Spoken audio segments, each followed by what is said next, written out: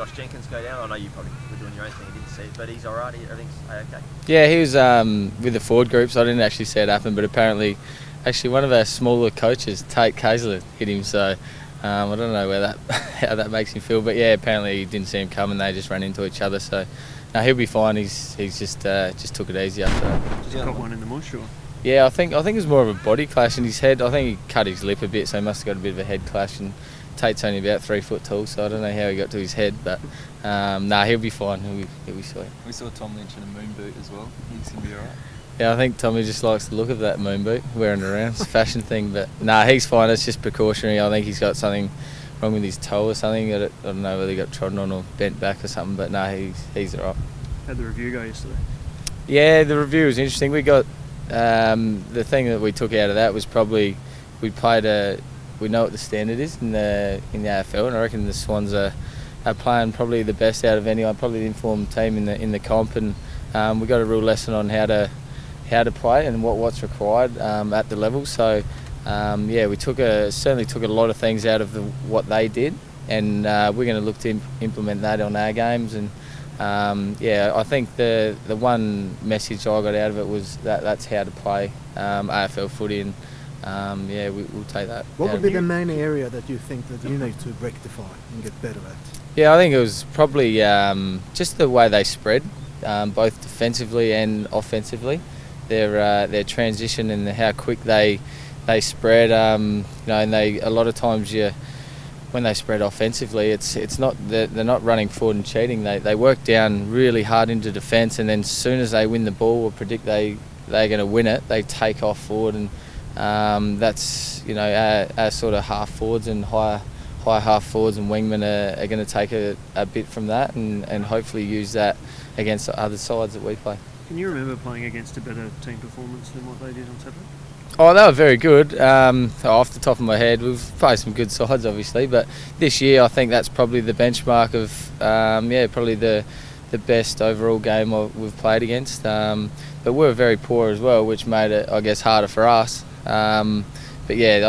I think they, as I said, they're the benchmark in the competition at the moment, and we're a bit off that. Plenty of punters would sit there plenty of punters sit at home and watch the game or at the crowd, and they go, this bloke, that bloke, just for their benefit. In the review, do people get singled out? Individuals get singled out, or is it a case of more a team focus? Opposition? No, as in or us. Personal critiques. Yeah, it's more so, I guess, individually. Each player goes through with their line coaches on their specific games and, I guess, specific contests. But if Sando does pick out, obviously, clips that we need to get better at and things that, we need to improve on and areas that, weren't up to standard. And, it does. Guys have to front up to certain contests that weren't at the level that we want them to be at. So, I guess for guys that can be confronting, but it's not so much who's in the clip. It's more of a learning thing that if it doesn't matter who's in it, it's not the way that we play. So there's also some positives, and he showed a lot of Sydney stuff how they did it and how we can take stuff from that. Do you feel the season on the line this weekend?